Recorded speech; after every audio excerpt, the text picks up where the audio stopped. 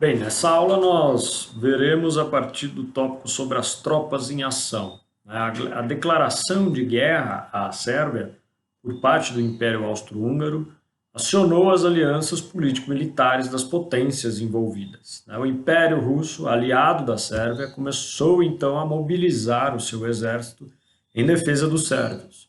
E como resposta, os alemães, aliados do Império Austro-Húngaro, declararam guerra aos russos.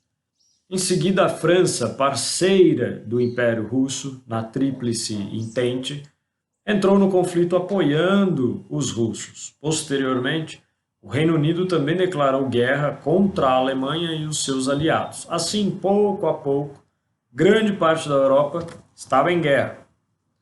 Em um primeiro momento, acreditava-se que o conflito não duraria muito tempo, como comentei. Mas, ao contrário, a guerra se estendeu por 4 anos. Provocou a morte de mais de 8 milhões de militares e de 6 milhões de civis e deixou mais de 20 milhões de pessoas com deficiências e outros milhões de órfãos, desempregados e desabrigados. Tamanha tragédia deve-se, então, principalmente ao fato de que nunca havia ocorrido uma guerra com o uso de armas tão mortais, como pistolas automáticas, carabinas e metralhadoras. Outra invenção utilizada no conflito foi o avião. Inicialmente, as aeronaves tinham a tarefa de localizar a posição das tropas inimigas, e com o desenrolar da guerra passaram a ser empregadas para arremessar bombas e granadas contra os soldados adversários e posteriormente foram equipadas com metralhadoras. Uma das grandes diferenças aí entre o conflito da Primeira Guerra Mundial com relação, em comparação ao que havia no século XIX, né? Era mais uma guerra de trincheira. O perigo vinha do ar, mas também por debaixo d'água, porque pela primeira vez na história, marinheiros atacavam os navios inimigos a partir dos seus submarinos, né?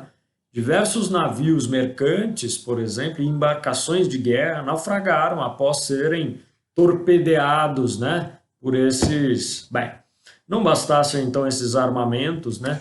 Exércitos de ambos os lados fizeram uso também de armas químicas para derrotar os seus adversários.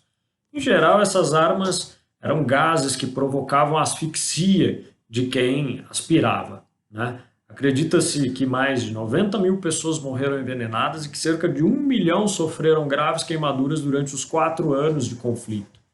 Armas químicas são armas feitas aí de produtos que possuem efeitos tóxicos e causam morte ou graves lesões nos seres humanos, né? Para agravar ainda mais a situação, a população civil foi também alvo de ataques.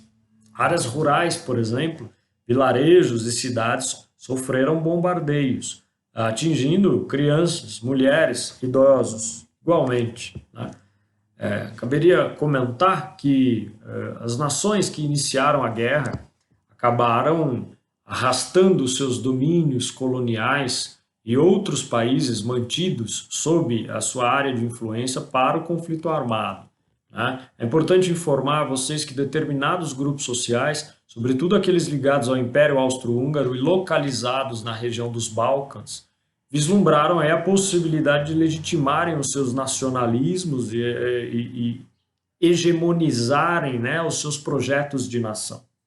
É importante ressaltar também como que o desenvolvimento científico e tecnológico provocado pela segunda revolução industrial no século XIX serviu, enfim, de base para a redefinição da indústria bélica, que foi então orientada para a produção de armas químicas. O papel desempenhado pelos Estados Unidos nesse contexto de guerra, sobretudo assim que esse país terminou o conflito como um dos maiores beneficiados, né, economicamente falando. Primeiro, pelo fato de ter participado de uma guerra que não articulava a relação direta com o seu território, né? A guerra se deu na Europa. Em segundo lugar, pelo fato de que no pós-guerra, ter participado ativamente da reconstrução de várias nações e ainda ter influenciado os acordos de paz que surgiam, fez com que os Estados Unidos ganhassem com isso, ao longo desse processo histórico, uma posição privilegiada de poder não só econômico, militar, mas também simbólico, né?